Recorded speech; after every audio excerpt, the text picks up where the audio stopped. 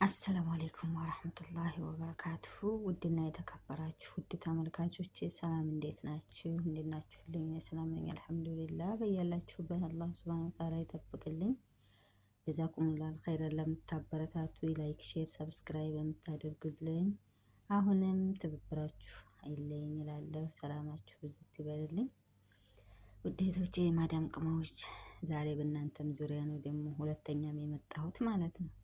እና ውድ እህቶቼ ብልጥ ሁኑ ልላችሁ ነው። እህታዊ ምክሬ ተሞክሬ ላካፍላችሁ የታዘብኩትን ያየሁትን የሰማሁትን በአይኔ ድረስ ያየሁትን ለማስጠንቀቅ ያህል ነው ማለት ነው። ማለት የእናንተ ድካም ማለት የኔ ድካም ነው። ድካምን ህመምን አውቀዋለሁ። እና ውድ እህቶቼ ብራችሁን ያዙ። በእርግጥ ይህ ምክር ከአሁን በፊት ኡስታዞች ድረስ ተመክረናል።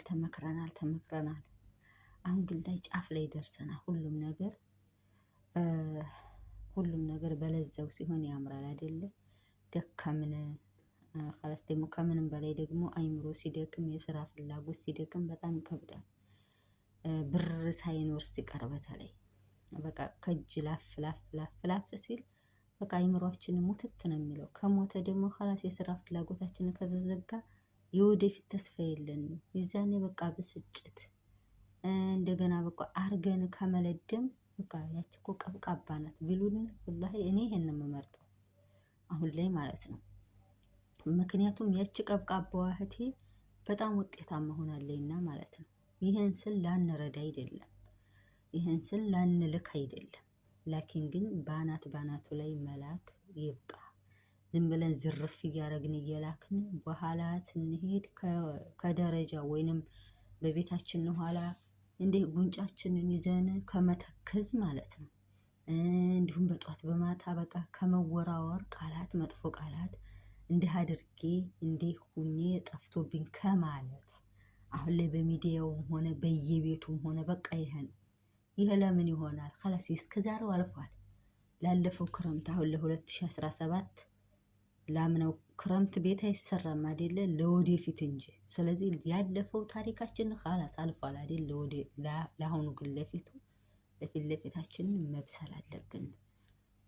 በሀገራችን ላይ ማለት ነው ውዶች፣ ሀገራችንም ላይ ሆነ ሀይ ላይ በተለይ ሀገራችን ላይ በቃ የኛ ብቸኛዋ ጓደኛችን ማን እንደሆነ ታውቃላችሁ? ፖርሳችን ናት። በቃ ፖርሳችን ሰርግ ብንሄድ፣ ብንታመም፣ ለቅሶ ቤት ብንሄድ፣ ገበያ ብንሄድ፣ ብንደሳ፣ ብንከፋ በቃ አብሮን የሚዞረው ፖርሳችን ነው። ፖርሳችን ከድሄዬ ደግሞ ከከሳ በጣም ከባድ ነው። እሱም አይደለም አሁን ላይ በጣም ከብዷል። ጉልበታችንም ስለደከመ ተመልሰን እንንጣ ብንል ለራሱ ማለት ነው። አሁን ብዙ እህቶች ተመልሰዋል። አሁን ላይ ደግሞ የመጣው በእድሜ የገፉትን አይመርጡም። ላዚም በቪዲዮ እኛ በነገራችን ላይ በይህ መመሪያ ሳይመጣ የመጣን እህቶች አልሐምዱሊላህ እና በቪዲዮ ታይተው የሚመጡት ማለት ነው። እድሜያቸው ሀታ ፓስፖርታቸው ላይ እድሜያቸው ታይቶ 40 ካለፈ ያነ ኸላስ ብዙ እህቶች እየተመለሱ ስለሆነ ማለት ነው። እና ደርሼም በቃ አይቼው ነገር አለሙን አይቼው መለሳለሁ ማለት አይሰራም። በዛ ላይ እስከ መቼስ ተሰድተን በሀገራችን ላይ ላንኖር ነው እንዴ? ይኖራል። ይኸው አበባ መስለው ነው ያሉት። ማሻአላ ተባረከላ አበባ መስለው ነው ያሉት። አይምሯቸው ነው እንጂ የተምታታው ማለት ነው። እኔ እንዲሁ ከኑሮ ውድነት አንጻር ይሁን ከጦርነቱ ይሁን አላቅም፣ በቃ አስተሳሰባቸው አሁን ላይ ወዲያና ወዲህ ሆኗል። ይቸግራቸዋል። እነዚህ ልጆች ከየት ያመጡታል? እንደ ብለው በቃ ብሩን ያገኙታል? ላ የለም። ኧረ በፍጹም እዝነት እንዲሁ ላፋቸው አንድ ለመራህ መረቢ እንዲሁ ይላሉ እንጂ ላ የለም። ከዛ ሲገዘገዙ ኑሮ ሂደው እህቶች በባዶ በጣም የሚያሳዝኑ እህቶች አሉ። ግን ስንመከር ብንመከርስ የዛኔ በጣም ከባድ ደግሞ እንዲህ ሄዳችሁት እንዲህ የታክስ ከፍላለሁ የባጃጅ ከፍላለሁ ውርንግሽን ነው የሚያስቀረው። ምንም ይሉንታ የሚባል የለም። ይሉንታ የሚባል አንዴ ካስለመድሽ በጣም ከባድ ነው። ላጥ ብለሽ ለራስሽ መውረድ የቸገረን ሰው ስታገኝ ሳርጅ ያን ሀቅ ነው። ይሄ ግን ለነጭ ለባሽ እንዳትበለጭ የማዳም ቅመም ሆይ ላንቺ ነው መልእክቴ። በቃ ብራችሁን አጥብቃችሁ ያዙ። ምክንያቱም የመጣ ነው ለሰው አይደለም እኮ አይደለ የተሰደድ ነው ለሰው ሳይሆን ለራሳችን ራሳችንን ለመለወጥ ብለን ነው የመጣ ነው። አንርዳ እንልም እንረዳል፣ የቸገረን እንረዳል። መቋቋም ያቃተውን ያንን የቻልነው ነው እንጂ ዝም ብለን እንዲህ ዝርፍ እያደረጉ እየላኩ በኋላ አንገት መድፋት ይህ አግባብ አይደለም ማለት ነው። ሁልጊዜ በድካም አሁን በቃ በመውለድ የሚመጣ በሽታ በቃ አንዴ ከወለደ የማዳም ቅመም በቃ እምሽክ ነው የሚለው ሰውነቷ ከምጥ ላይ የሚኮሆነው አኳኋን። ምክንያቱም አልቋላሃ ጉልበት ሙጥጥጥ አድርገን ጨርሰናል አረብ ሀገር ላይ እና ውዶቼ ብሰሉ፣ ብራችሁን ያዙ፣ በጥጣሽ አትሟጡ፣ ሀተው እቃ አትግዙ፣ ሀተው እቃ እየረተባችሁ አትላቁ።